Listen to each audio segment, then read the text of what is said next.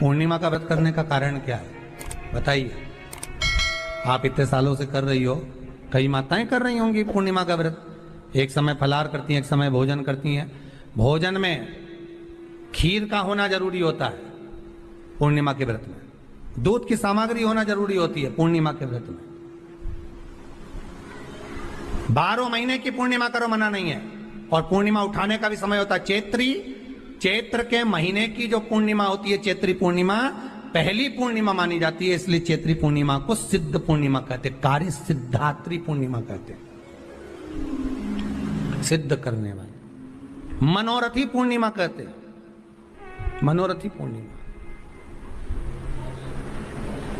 इसलिए पूर्णिमा का व्रत कहां से उठाया जाता है? चैत्र के महीने की पूर्णिमा से पूर्णिमा का व्रत उठाया जाता है कि मैं महीने की पूर्णिमा करूंगी तो चैत्र पूर्णिमा से उसको उठा लिया जाता है। पर उसका एक नियम रहता है, आप फलाहार करें अपनी जगह पर है, पर एक समय भोजन कर रहे हैं वो अपनी जगह पर। भोजन के साथ में मीठे के साथ थोड़ा दूध की सामग्री होना जरूरी होती है। और क्यों करते हैं पूर्णिमा का व्रत, किस लिए किया जाता है, क्यों करा जाता है, उसका व्याख्यान वर्णन शिव महापुराण के अंतर्गत स्कंद पुराण में लिखा गया। स्कंद पुराण में वर्णन किया है श्री वेदव्यास जी महाराज ने। कहा यह पूर्णिमा कब लिए किया जाता है कि व्यक्ति का जब मन गलत भ्रम में जाने लगता है, मन जब गलत जगह पर जाने लगता है, तो ये मन को गलत जगह पर ले जाने वाला कौन होता है? तो कहा यह चंद्र होता है। व्यक्ति की राशि के अंतर्गत, व्यक्ति की पत्रिका के अंतर्गत, व्यक्ति की ग्रह दशा के अंतर्गत जब चंद्र बेकार चलता है तो व्यक्ति अच्छा करते करते भी बेकार करने लग जाता है। चंद्र डोल रहा है। कई माताएं कहती हैं गुरुजी हमारे बेटे को आशीर्वाद दीजिए, बहुत गलत संगत में जा रहा है। मतलब समझ जाना कि चंद्र गड़बड़ जा रहा है। बेटी अगर गलत मार्ग पर जा रही है, बेटी अगर गलत संगत में जा रही है, किसी अन्य व्यक्ति की ओर आकर्षित हो, चंद्र गड़बड़ हो रहा है, उसका चंद्र कहीं जा रहा है। कोई पुरुष, कोई लड़का, कोई गलत मार्ग पर जा रहा है, चंद्र गड़बड़ हो रहा है।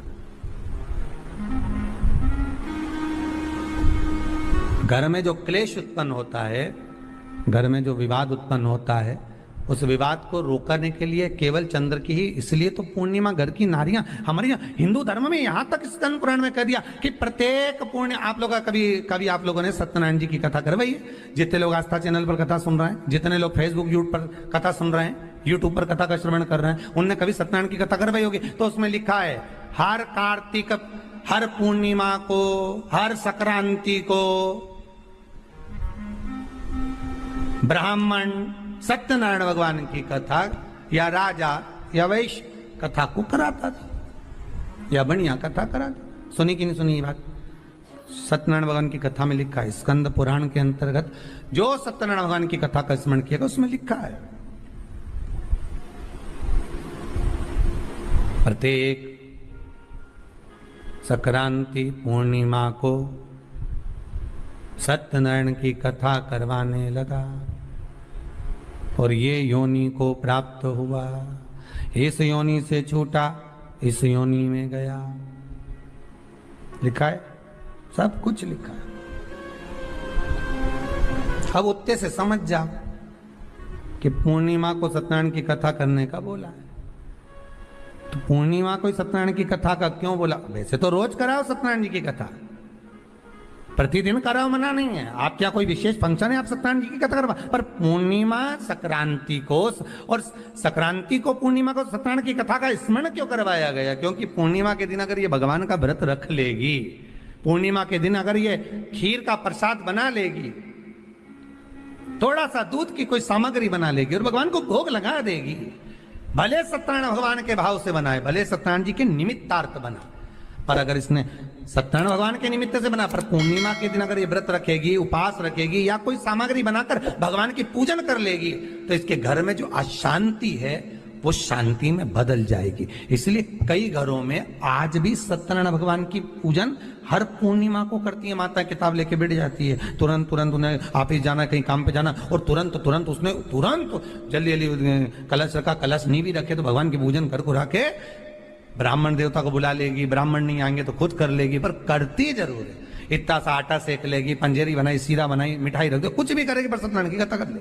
उसका मन लग गया उसमें, मतलब पूर्णिमा को करना है। उसको करने से क्या होता है? शांति रहती है, शीतलता रहती। जिसके घर में हर महीने की पूर्णिमा को खीर बनती हो, ध्यान दीजिएगा, बहुत सुंदर संवाद चल रहा है, बहुत ध्यान देने वाली बात है।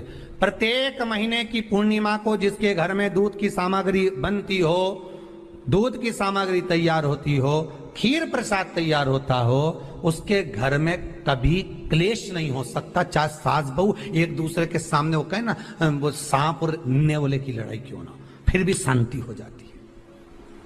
पर प्रत्येक महीने की पूर्णिमा होना चाहिए। ये नहीं कि तुमने एक महीने की पूर्णिमा पे बना लिया और दूसरे महीने की पूर्णिमा को गायब कर दिया। फिर किसी ने कह दिया आज चूरमा तो बन रहा है, दाल बाटी तो बन रही है चूरमे के साथ में, लड्डू बन रहे हैं, तो काय को खीर बना रही हो? तो तुमने अब वो खीर प्रसाद।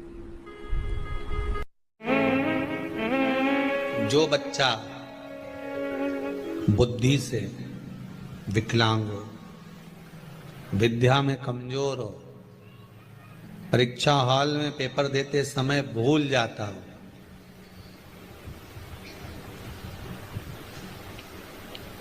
विवेक काम ना करता हो, तो निवेदन है किसी भी पूर्णिमा की रात्रि को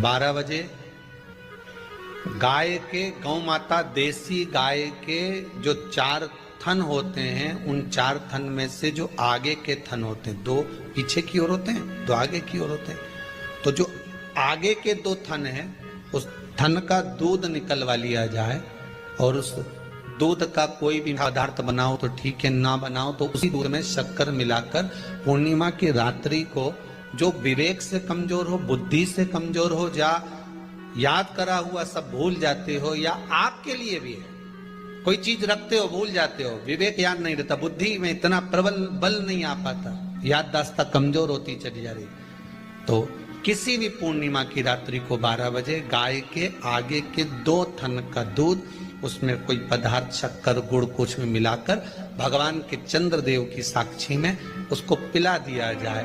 महाराज बार बार पिलाने की जरूरत ही नहीं पड़ेगी, एक ही बार में काम कर जाएगा और विवेक पूर्ण तरह से कार्य करने जाएगा। देसी गाय के आगे के 2 थन का दूध बड़ा प्रबल होता है।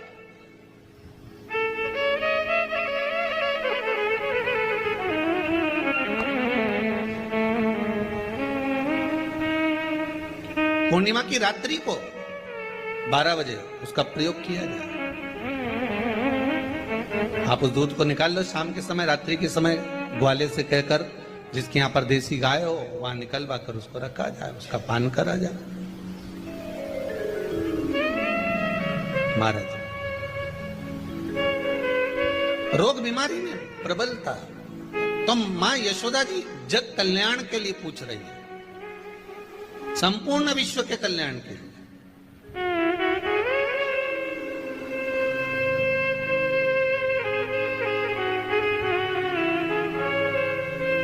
अरे कितना सुंदर संवाद है। स्कंद पुराण में समुद्र मंथन की तिथि, नक्षत्र, घड़ी, पल सब कुछ लिखा हुआ है कि समुद्र मंथन के लिए देवताओं ने इंतजार करा था। कब?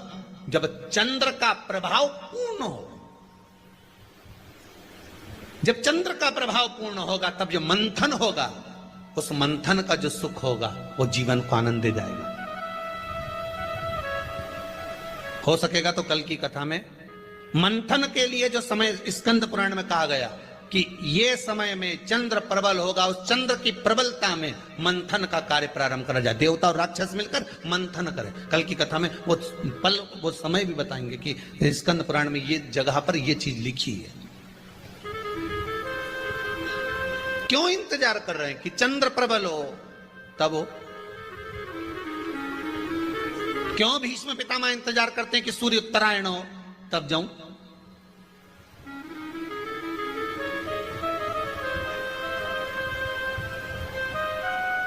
जब देवता 33 कोटि देवता उस चंद्र के इंतजार में रहते हैं कि ये चंद्र प्रबल होगा, तब जाकर ये चंद्र यहां पहुंचेगा, तब जाकर हम मंथन करेंगे, तब जाकर वो अमृत मिलेगा, और उस अमृत को देवता धारण करेंगे तो वो आनंद पा जाएंगे। तो हम क्यों शरद पूर्णिमा छोड़ें? हम क्यों एक एक पूर्णिमा छोड़ें? एक एक पूर्णिमा के महत्व को जानिए। कोई पूर्णिमा साधारण नहीं है, कोई प्रदोष साधारण नहीं है, कोई शिवरात्रि साधारण नहीं है। पूर्णिमा के नारियों को, स्त्रियों को अखंड सौभाग्य के लिए, जो नारी वैधव्य नहीं होना चाहती है उस नारी को पूर्णिमा के कितने व्रत करना चाहिए। जिस नारी के यहाँ संतान नहीं हो, औलाद नहीं हो, उसको पूर्णिमा के कितने व्रत करना चाहिए। जिस नारी का पुत्र, पति बहुत बीमारी से ग्रसित हो, लग रहा हो कि ये मेरा बेटा बहुत बड़ी बीमारी में घिरा हुआ है, तो नारी को कितने व्रत करना चाहिए। स्वयं भगवान कृष्ण ने माता यशोदा को द्वापर में भी बताया है कि पूर्णिमा के 32 व्रत होते हैं। कितने व्रत होते हैं? 32।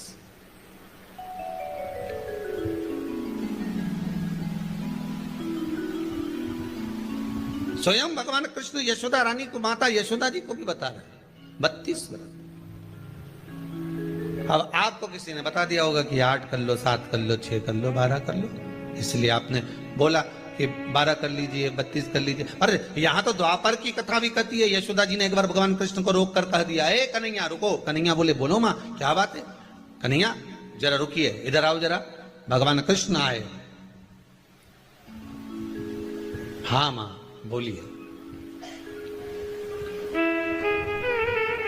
किस जगह का प्रसंग है ये? जिस समय पर राधा रानी कुरुक्षेत्र में नंद बाबा और यशोदा जी को लेकर कुरुक्षेत्र के कुंड में, ब्रह्म सरोवर में स्नान कराने के लिए लेकर जाती है, ग्रहण का समय पर। और जब भगवान कृष्ण उस कुरुक्षेत्र के उस सरोवर में स्नान करने आते हैं, तब यशोदा जी ने अपने लाला से प्रश्न किया है, पूछा है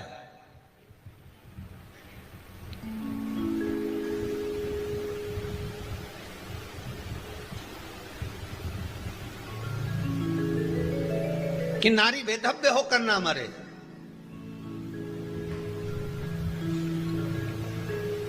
उसका पति कोई रोग से ग्रसित ना हो, उसका पुत्र किसी रोग में ना पड़े।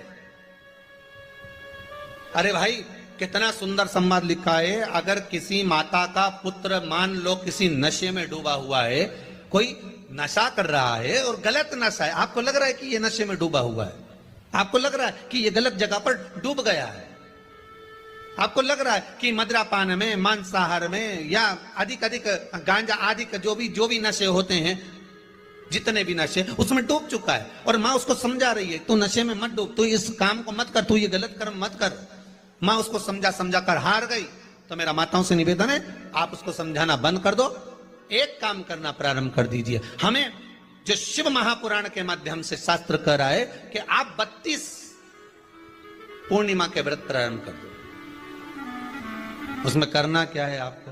केवल जिस दिन व्रत रहे, रात्रि के समय पर कोई भी मीठा, कुछ भी सामग्री आप चंद्र की रोशनी में, चंद्र को अर्घ देने के बाद, पूजन करने के बाद उसको रखो, और वही सामग्री जो नशा कर रहा है उसको पूर्णिमा के दूसरे दिन उसको खिलाओ।